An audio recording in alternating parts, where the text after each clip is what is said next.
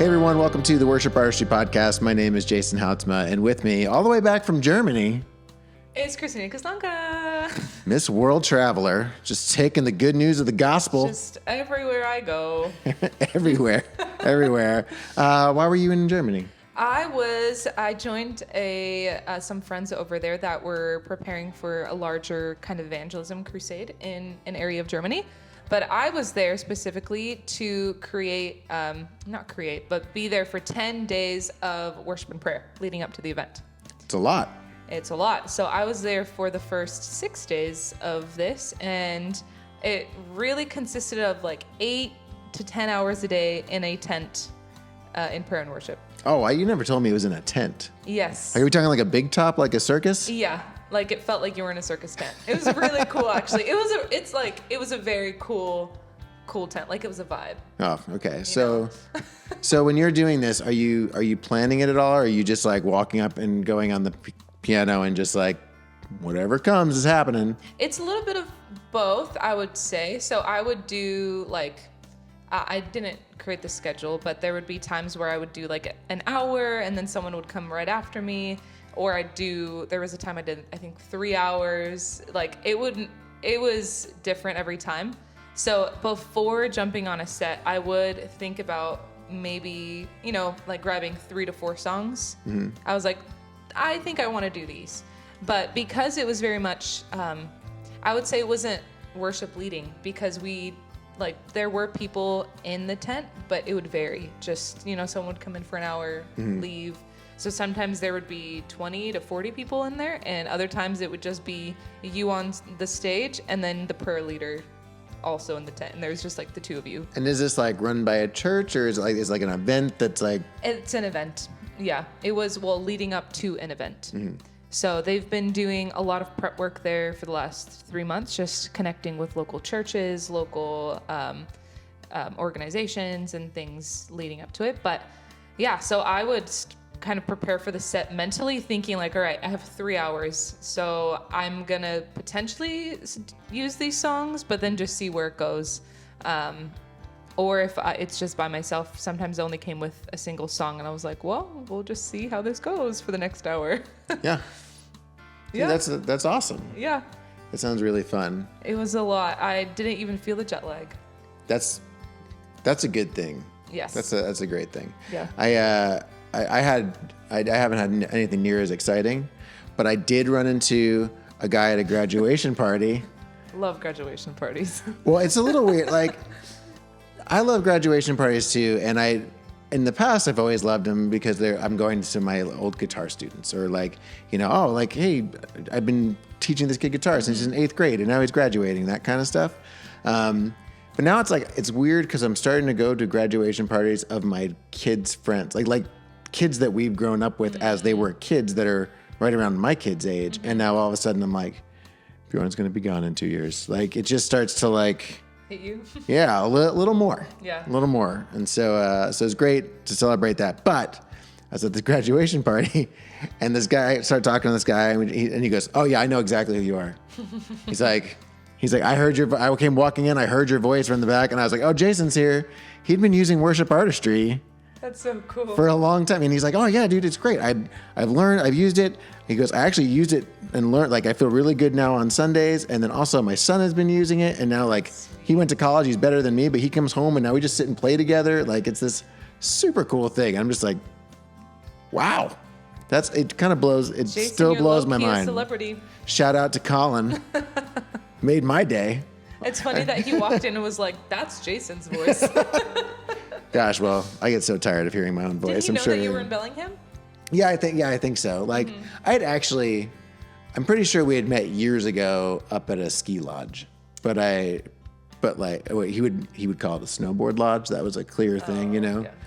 He hasn't quite converted yet, but he'll get there. So, anyways, completely irrelevant. But the point being, it was super fun to run into somebody who was using them. So it's cool. Like you're going and doing these things, and you're taking them across the world, and I'm going to graduation parties and bringing them there also. To each their own. That's right. Well, I don't know who's making the bigger impact. But I'll tell you what. You know what impacted me? Yes. Is talking to Josh Holliday. What a guy. Yes. I love this interview. Josh, actually, so it's funny. I actually had Josh on. He's part of Elevation Rhythm. He's like the main producer, and we had Elevation Rhythm on when they first came out, and they did their first record, and it was interesting because their conversation in that interview is all about like, yeah, it's like a playlist, you know, it's just kind of all these different things, and that was the thing I noticed about it. When I listened to it, I was like, this doesn't sound like the same band, you know? And it was funny because you could tell like there was kind of the front man who was talking and doing most of the talking. Then you had Josh, but you could tell he was like the quiet genius. So I had Josh all to myself this time, and we got right into it. And I love what they did with this record.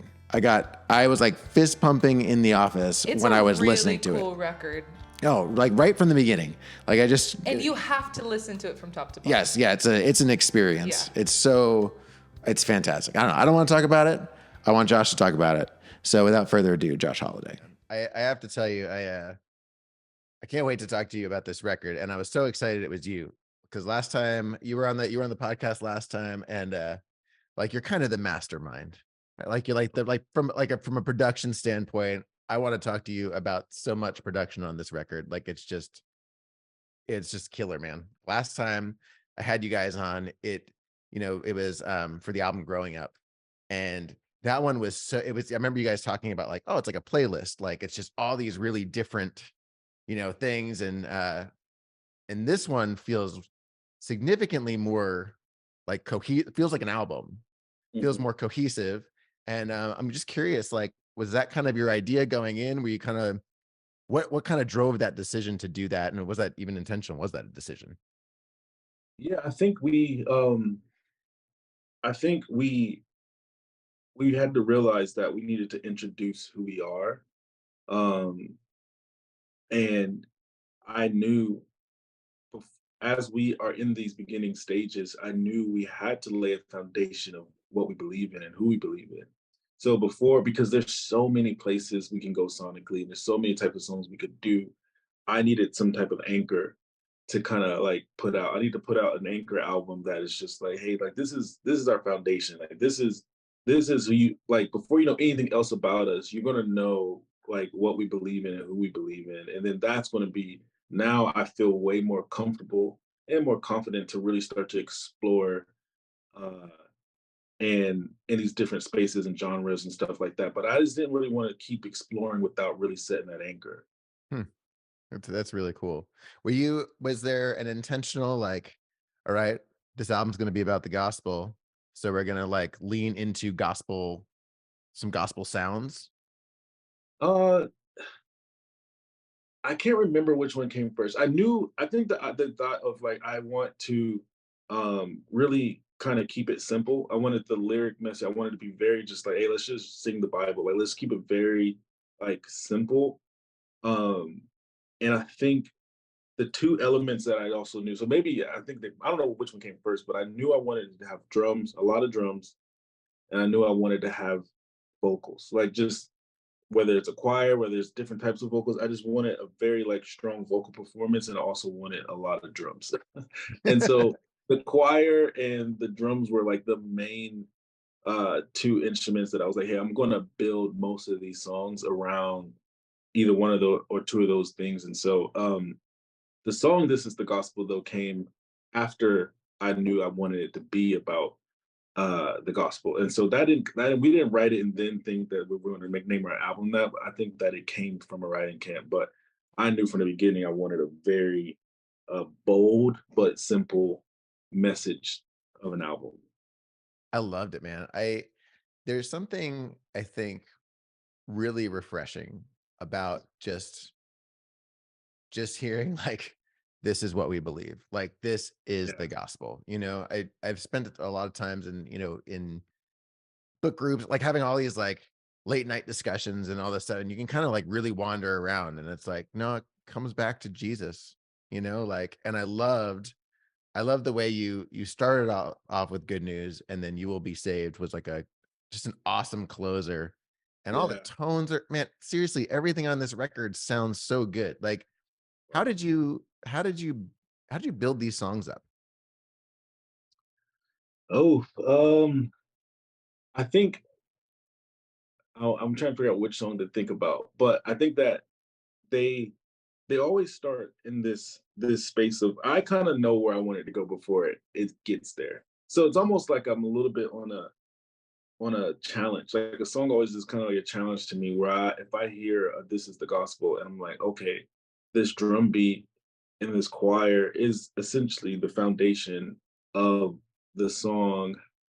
The hard part for me was just like, how do I make this song evolve, Mhm. but not like do the typical like fast song evolves where it's like there's a drop or there's something like that. And so I think every song kind of, and not to sound like a hippie, but every song kind of speaks back to me and kind of tells me what it needs or what it's missing. And so I kind of just like go into this relationship with the song where I just kind of like put a little bit in, well, let me take this out, or let me try this, let me take, and I just kind of stay super involved with the song until it's like until it kind of gets to the place where it's like, oh, I think this is where the when I first heard the song, the excitement I got, I'm still in that place. Like from the genesis and to the point to where when we put it out of it, I'm just like, yeah, no, this is what it was meant to be like. And so I'm pretty I don't want to say I'm open-handed with the songs, but I'm very uh and I like to be intuitive, but also very sensitive to like what the song really needs. And it's hard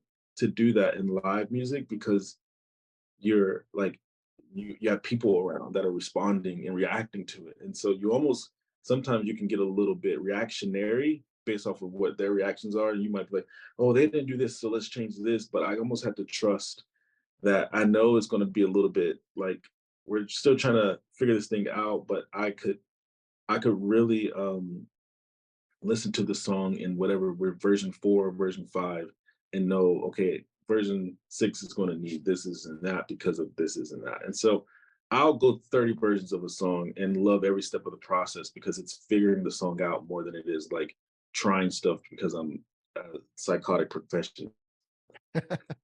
You're like a Rick Rubin, just kind of like letting the song speak. I've been listening to his book, and it's Oh, like yes, I love it. it's so good. Have you read that? I literally have it right here. That's my It's so good. And it's so funny because he reads it, you know. So like I wanted to get the audiobook, and he's just, you know, everything is like the universe is telling you to do this. And then it's like it does this little like gong. It goes like kind of the next thing. I'm just like, I'm right there, man. yeah. I love it. No, that is really cool. Do you have some like producers that you've taken from in terms of your process? Like how have you developed your own approach to producing? Yeah, I think it's I mean, Rick Rubin's a great example. It's his mentality. I think the biggest thing I learned from him was to step away from the song and come back to it and listen to it like the person like I think as a producer, you listen to a song 1,000 times that if you don't step away from it and get the fresh perspective of like that, like no one ever is going to listen to a song like a producer and artist listens to a song because even your favorite song, you don't listen to it in the studio 100 different times and turn things down and bring things up. And so you've kind of become a little bit biased or like construe your thinking of. And so like he I learned from him that you need to step away from the song and listen to it as the listener is going to listen to it. And that's after they had a long day or after they're like in their car and they're like where they're out to eat. Like listen to it in environments that are like more human, like the human experience, and see how the song makes you feel in those spaces and not just how it makes you feel as a producer sitting in a studio all day. So he's kind of taught me that. I love and who I so many producers. This is a very random one, but the Diplo, uh, he's a DJ slash producer, and he's the way he just goes into every genre and he becomes a student to every genre. Like he can do Afro pop, he can do pop, he can do country music, he can do it all, but he just kind of becomes this chameleon and really just becomes a student. And I've learned a lot from him from a I don't know or anything, but just like watching him, it reminds me to always like stay a student as a producer, a student to the artist and a student to the genre. Where if I'm doing like a folk, like I'm working on some music right now for like new rhythm music, but it is a little bit more folky or like singer songwriter, and it's like I'm indulging myself in all kinds of music from like the 30s and the 40s, and like learning about the guitars and like I just become a student of the genre first before I feel like I can start making it. I just want to learn so much about it. Uh, and so like those are kind of like people. I don't know if I necessarily latch onto someone's sound, but I just admire producers and like artists like Prince or Stevie Wonder, like people who just really the way they approach this art form, uh, they really just affect me the most. And then outside of producing, like I listen to uh authors, I watch Picasso like documentaries all the time to learn how he did things. I just love how people approach art more than how they executed it. It's more of like how they saw it first. And I think that's how I really uh learn. That's awesome. So do you find that do you find those different influences like sneaking into places you wouldn't expect to see them? Like if you're like, okay, I've been deep in this folk right now. And so like, but now I'm over here and I'm going, man, if we just brought in this little guitar line, that would make this thing work.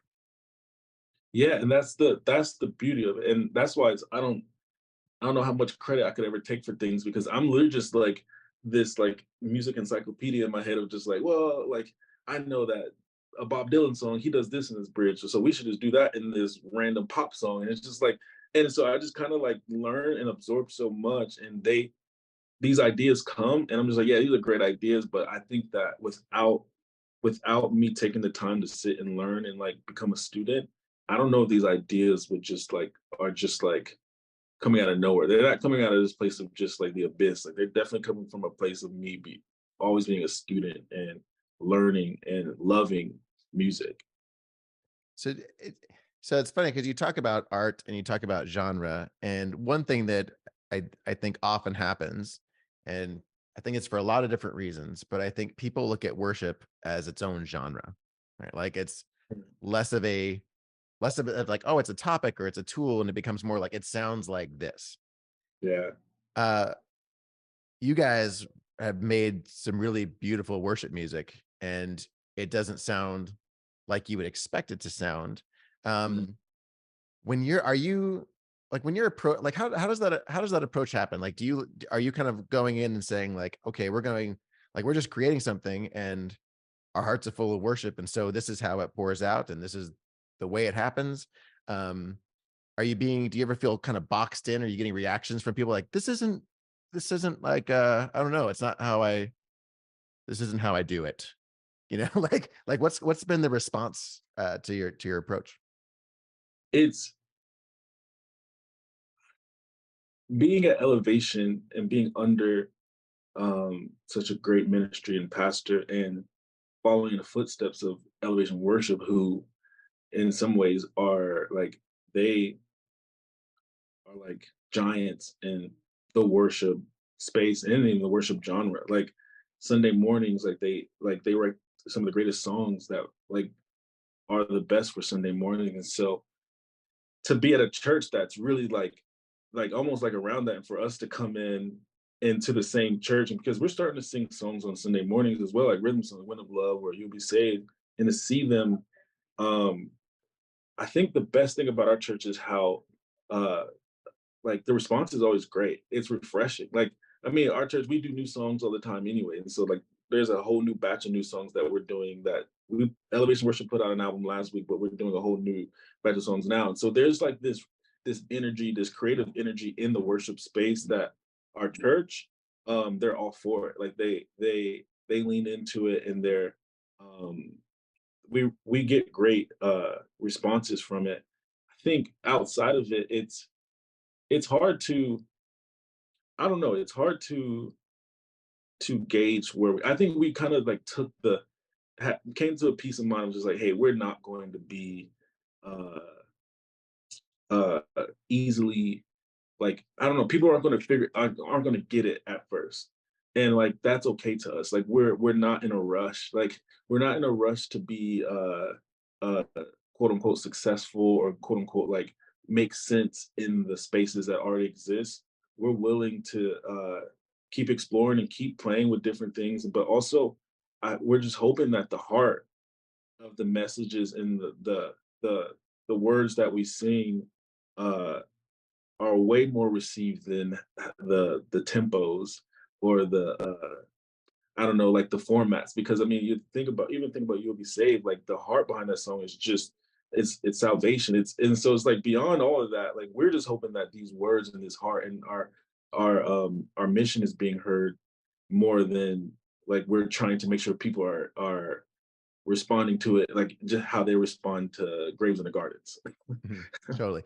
Do you feel like and maybe I mean, I guess if you've done 30 versions of a song, do you sometimes go, man, this song could be this or it could totally be this. Like the bones are there for this song to be anything, but this is what we're going to make it do. And do you ever kind of play around with like do you ever go like, oh man, I actually had a killer folk version of this song, but that's back there in version 22.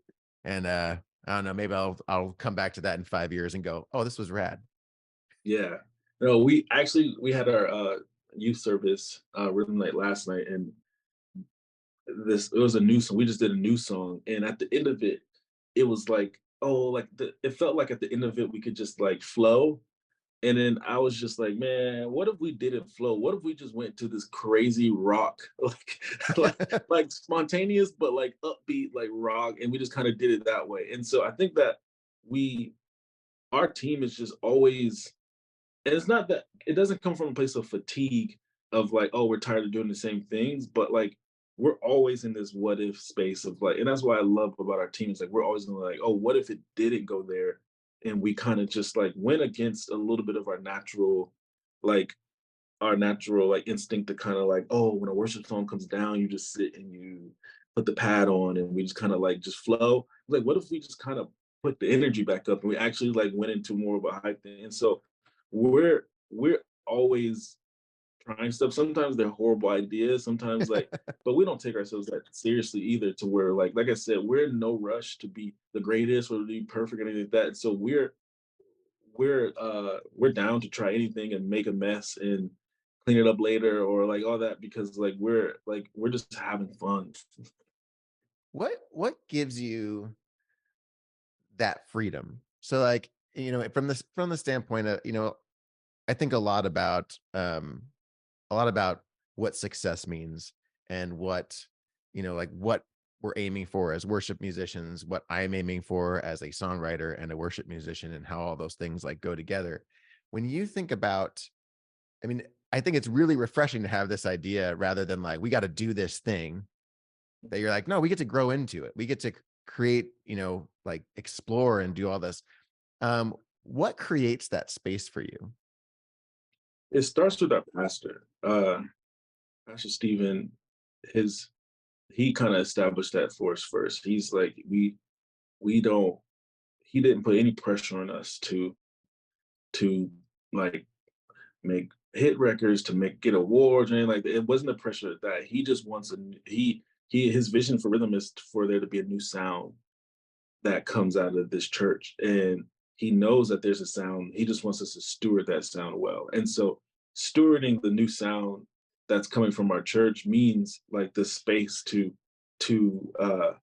not put our hands on it and box it up and package it up and send it out too quickly, but to really just see, okay, God, what is it? Who is it? Where is it? And like literally just stay in this place. That's where the freedom comes from, is that we're literally just we're doing it with God. And so like we're kind of being like, okay, what does this sound like? Okay, what does this look like? And then we're just really in this uh uh letting it unfold more than we're letting it like trying to like uh put it together. We're kind of like, okay, we're just kind of going and letting it unfold. And who knows, this next album might not be anything like This Is the Gospel.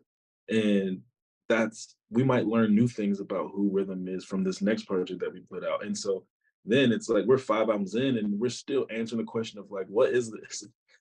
But that's okay. And I think that's, and I know that everyone's not always in that case. Like I said, we're completely blessed and honored to be able to do this because we have such a great ministry with Elevation Worship and Pastor Stephen at Elevation Church that kind of are like leading things. And so we kind of get to just be in the back and do this. And so we just don't want to take we don't want to like misuse that freedom and try to like control things too quickly.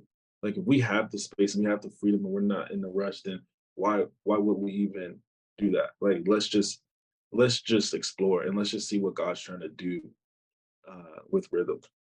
That's awesome. So a lot of times when people have that kind of like, I feel like there's always kind of this back and forth. I like personally, I love having freedom because if I have space and I have freedom, it's like I get to try a bunch of stuff. Other times it's like creating my own boundaries to say, all right, I'm only going to use these 3 instruments and see what I can make with these 3 instruments, then that becomes a whole different thing. I know when it comes to creating, when it comes to making music, I've heard some people like, I need the pressure on me. Like I need something to just be like on my shoulders. Like I got to get this done by Friday. And then that's going to drive me. How do you guys keep your, I guess like keep your motivation and keep your drive to not all to also like to explore and also not settle and go like, we still want this to be excellent. We still want this to do something rad, even if everybody hates it. I think Which that's they won't, because it's so dang good, man. I can't tell you, like, I put it on and I'm just like walking around my office and making my coffee and I'm just like grinning. I'm just like, this is yes. I had so many yes moments. thank you so much. I think that's kind of like my job as the leader is to really is to not let the freedom feel overwhelming or like there's no vision. It's like, well, we're just like kind of running around our heads cut off. Like there's a little bit of like I think my job is to really um set vision and give expectation, but it's almost like the pockets of space. It's almost like the playground. It's like you kind of tell them like, hey, like we play in these areas and like let's explore in these areas. But even like with this the gospel, the vision was very clear for what the album was going to be. And I didn't give them the title, I didn't give them anything. I just told them that like the heart of like, hey, we keep saying that we're the voice of the next generation and like people keep putting that on us and like what does that really mean? That means that we actually need to be teaching this next generation the Bible. And that heart and that vision is what I give. And then I let them take that. And I think that and this is what I mean by things unfold and evolve is like I don't know, Nate or Bella, their translation or their what pours out of them from getting that vision is where that's where their artistry comes from. And that really kind of shows like, oh, I didn't have a very specific sonic sound or song for what I knew this was, but you took that vision and ran with it. And this is what you came up with. And I can take that and we can kind of just like work with it. And it's just like that's the beauty of it all is when we give vision and we give them freedom and what they come back with, I kind of take it back. And then now it's like, okay, I mean, we wrote maybe 12, 13 songs for this album. There's only 6 of them with, well, 7 with the intro, but like we wrote a lot of songs. And so there's things that don't always make it, but the practice of that relationship is what's important to us is that we take vision, we run with it, we create, we pour out from our artistry what God's doing with us, and then we bring it back and we construct, like we try to be architecture and like we like try to build something from it. And everything doesn't always make it, but our team is great. Like they trust me at the end of the day if I'm like, hey, we recorded 15 songs and they look at the track list like there's only 6 songs on here. And I'm just like, yeah. Yeah, Like, I was like, sleepy. I was tired.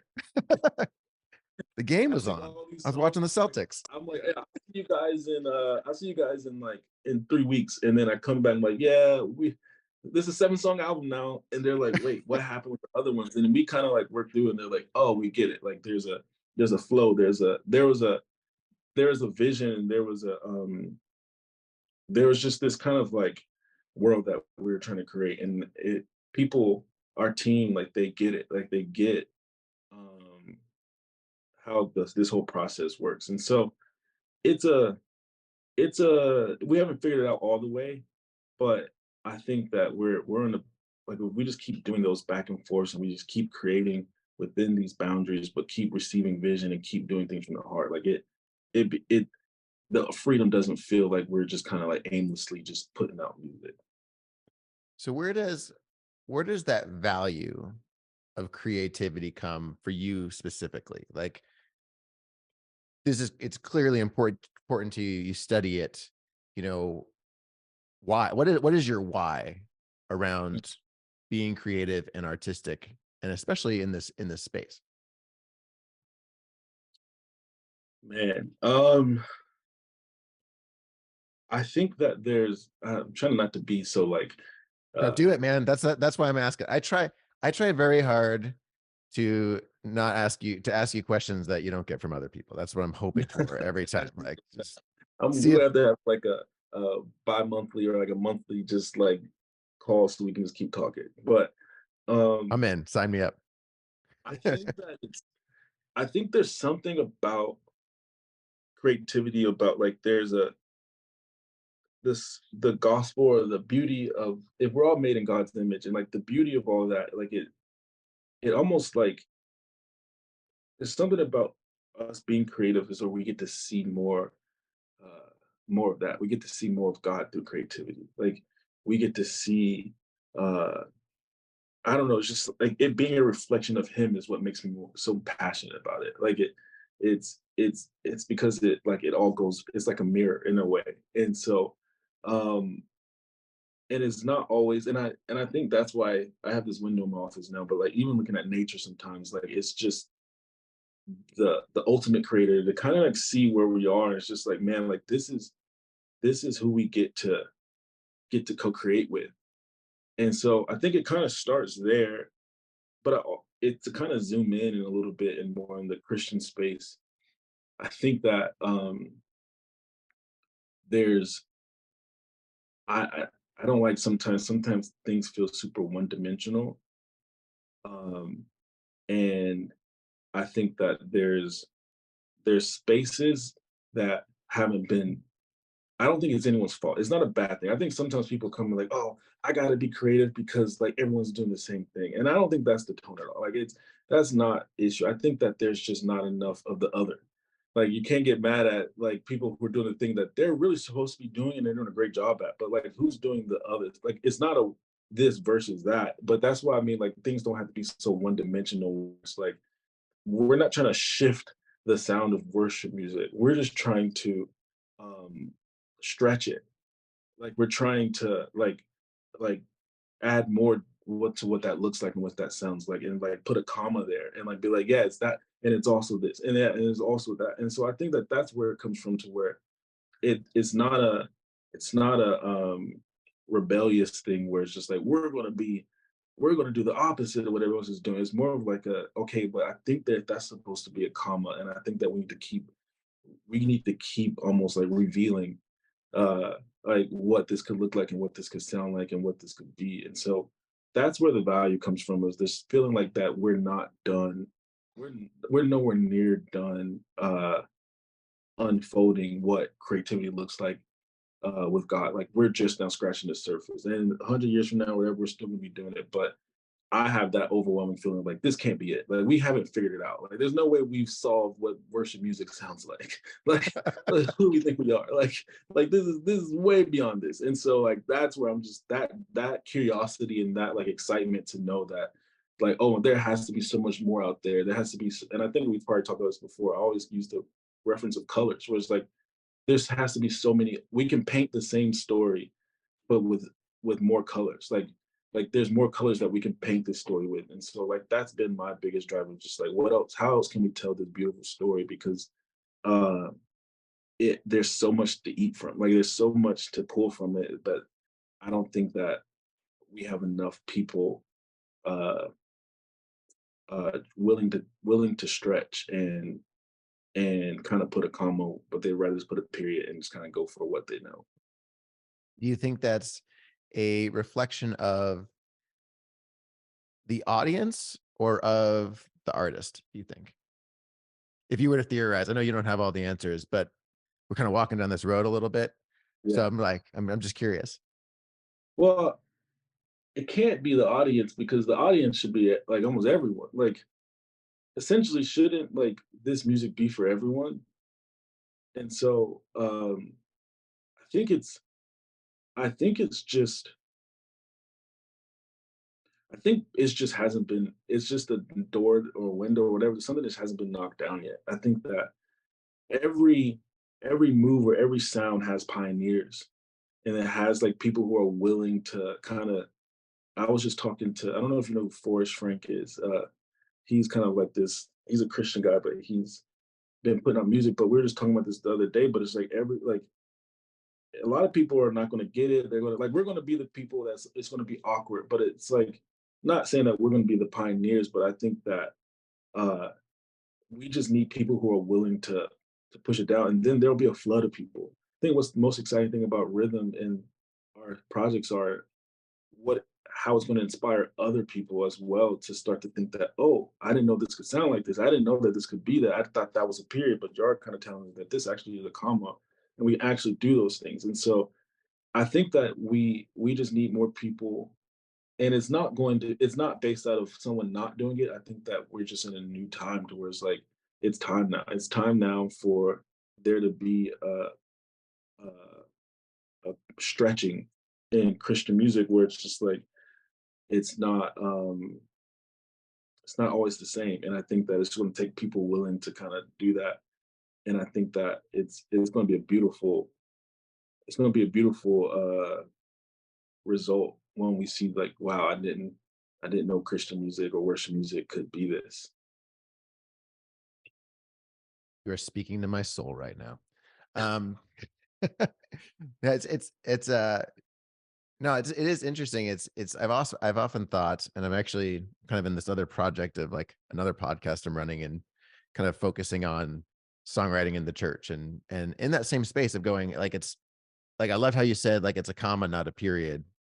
And there's a similar, thought that, somebody else said to me like, oh, it's not wrong, it's just incomplete, but if we're always kind of striving for like, well, in order to be successful, I have to fit into this box. And it's like, oh, that's a cool song. Let's put it in here so people will listen to it. Right. Versus being in that space of going like, I think people want to listen to a lot of different things, and I love what you guys are doing musically. I think it's, like I said, I think it's so cool. It's so different from anything I would naturally do. But I'm like I said, I'm just like loving it. I'm just like, oh, I see God in this. You know what I mean? Like, you know what I'm saying? Like from the standpoint of just like, it's powerful. I mean, it is like these huge synths, these big, just like, oh man, I would look like a total idiot if I was in this crowd because I'm just like so into it right now. This is like fantastic. And so I love that you guys are pushing that. And I also love the fact that you guys have the freedom to do that because Yeah. you don't have to be in that space of like, well, we gonna make this money back, bro? Like, Yeah. like, which is like if you're in a regular band, if you're just like a band that's out on the road, right? It's ROI, right? It's like, and how do we create that space for artists to be able to create in that way? I think it's awesome that you guys are like providing a model of that. And then what you're coming out with is amazing. So thank you Wow. for pushing the envelope on that. Okay, one more question for you if you've got the time. Is that okay? Yeah. I'm chilling. Cool. What are your favorite tools to use in the studio? Oh man, you caught me at a bad time because I just changed everything. I I I decided last week that I'm going to go a little bit more analog. I've been in the box most of my life. I've always just uh kind of just did things kind of like in Ableton or Logic or whatever, which is interesting. I changed DAWs that I use every like 4 years just so I don't feel like I'm doing the same thing. So I've been in Ableton for the last 3 years. I'll probably producing it for maybe one more year, and then I'll probably switch to something else, maybe Logic. Um, but right now, I'll show you. You kind of see right now, but like Okay. I just got this all these pedals that they're kind of like weird pedals that kind of like delay things. I have like these synths. This synth at the top is some Japanese synth from the 80s that I found on eBay. And then I just have this tape machine that I just got. Oh, So right now the goal is to really like try to go for more of a warm sound and like try to get this like I don't know. I just want to run everything through tape right now. That's my new thing is everything's gonna go through weird pedals and tape. And just because it's just exciting. My approach is going to, and I haven't done it yet, so I don't know if anyone's listening and is going to do it because you think that it's successful. I can't tell you if it's going to work or not. But my goal is to really just like to create in this place of like improvising and just like making music for like 30 minutes and just trying different things and then going back and finding the song within that playing time. Like it's almost like I'm just going to play. I'm just going to just explore and mess around and then come back and put my producer hat on and just find the song. Like find the song within the 45 minutes of just like imagination. And I just kind of want to reactivate that in like that playfulness and that curiosity and that wonder and not become so template based and where it's Yeah. just like this that. And so that's my new approach. So my tools probably are going to be way more. It's still going to be Ableton. I think Ableton just handles raw audio the best. Like, and the way you can manipulate audio in Ableton is just like the best to me with like their algorithms and stuff. And so I use that. I only really use a MIDI keyboard. I know I have these keyboards, but they all um, they all are Because they look cool. I mean, they're definitely cooler looking, you know? it's just a look. I did that for everyone else. But like I all have them all routed to one keyboard. And so between that and my AirPods, I like to make music on my AirPods. I think it's like I said before about wanting to hear things how people are going to hear it.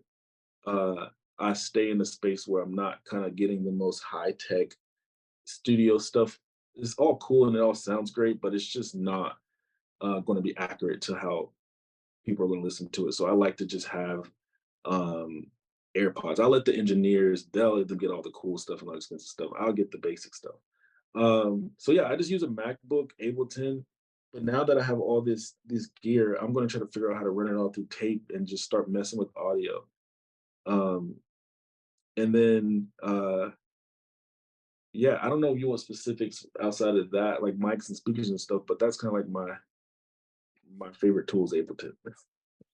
That's all. Well, it's so interesting how, you know, I always write on guitar. And so like I've been playing around with like, oh, well, what if I get on the piano and do this? And it's amazing how I'll take the same exact song I'm working on and I'm so not good at piano that I end up hitting all these wrong chords. And then I go, ooh, that one that's Yeah. actually better. Like you kind of get in these ruts. And so anything that you can do to like pull yourself out of that and like start playing around and like, well, what if it's this now? I love that, man.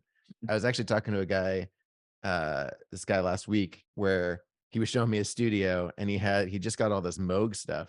Like he got like a DFAM and was it motherboard or mother something. Anyway, but it's like legit, like you have to patch stuff with cables to make the sounds. And I'm like, that is a level of, and he's just getting started. He's like, I'm just reading manuals right now. Like he's like, I just think it will be cool, but like, oh my gosh. I'm like, you know, UA audio, you know, they've got, or UAD has a Moog plugin that sounds great.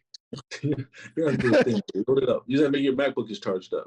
Yeah. I mean, yours definitely looks cooler, but I feel like I can get to this quicker. But man, that is awesome. Well, Josh, thank you so much for like opening up about this stuff. Like I said, I knew I was going to talk to you. I hadn't heard the record yet. And I was so excited that it was you because last time we talked, it was like a dual thing, which was great. But I was like, Josh is quiet. I want to hear more of what Josh has to say because he's like the mastermind. I actually thought of Rick Rubin, so it was funny that you were reading that book. But yeah, cannot wait to hear more of what you do. And thanks for joining us. Okay, my favorite part of the whole interview was the Rick Rubin call out. Just pulls out the book. And he pulls out the book. I've been reading Rick Rubin's book, and it is... For the people that don't know, me, who is Rick Rubin? Okay. So Rick Rubin, who is Rick Rubin? I can't be alone in this. Rick Rubin is a producer extraordinaire. He is a gray bearded, like Zen-like white guy who has worked with everybody from Johnny Cash to Jay-Z to the Beastie Boys. You mentioned him And he's before. just like I've seen videos of him where he's, you know, in a studio session and then he'll just like he's talking to Jay-Z and he's just like, what if you start this song a cappella and then a beat drops here? And you're like, that's like one of the best beat drops in like all of music. Dang. and he's just that guy. And so like his book is really fun. It's like I'm listening to it, so he's narrating it, which is also wonderful. And he's just like, the universe is always in motion. Our jobs as creatives is just to, it's called the Creative Act.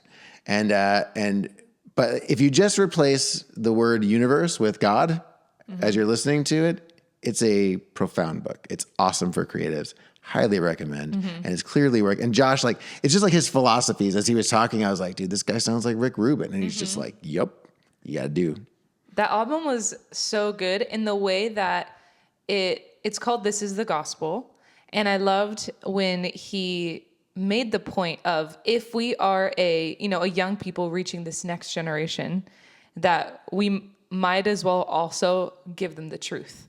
Like, instead of just doing cool music to cool beats, like, right, to actually give them the truth. And so these songs, though they're like layered on top of like very produced and very cool sounds, it's just preaching the gospel. Yeah, it seems like, I don't know, I feel like there's a move back to really plain spoken things. You know, think back to when we had Welcome Wagon on, right? And they're this like arty indie outfit kind of a deal, but then they're just like putting straight scripture on their records, and their lyrics are all just very plain. And it's like, I'm not trying to hide anything from you. I'm not trying to like trick you into. I feel like there was a season in music where it was like, let's just try and make it as ambiguous as possible, and then it'll be more attractive. And it's like, no, it's a lot more attractive to just say what you want to say and say it. You know, so it's so well done. You should definitely listen to this record. It is. Go and do it. I mean, I don't know if you'll do it at your church. Like, yeah, probably not. I would sound like an idiot doing this at my church, but they sound amazing doing this, and I think it's really powerful. The last song on the album, I'm blanking on the name now. That I could see working in most worship contexts. Yeah. But the first few, definitely not. But they're great. They went straight onto my Vibey Jesus music playlist. I'm trying to picture what Vibey Jesus looks like. He's vibing. What's he wearing? I don't know, but he's probably on a surfboard. I bet you Jesus is a killer surfer. And on that note, you can't learn to surf on Worship Artistry, but you can learn to play a bunch of songs, over 600 of them, that you can lead for your church or lead, honestly, in your own quiet times. Or if I might recommend, thinking on the graduation theme, get it in the hands of your kids. Yes. They are so native to the internet, and they pick up on it so quickly. And it's one of those things, if I think back to when I was a kid and I was 14, 15 years old, and if I had a tool like Worship Artistry, like, I already grew fast because I was obsessive, but I can't imagine having access to this. So even if you're not thinking about yourself, think about your kids. See if you can get them on board. And you can try it out for free for 21 days. And we hope to see you there. Bye.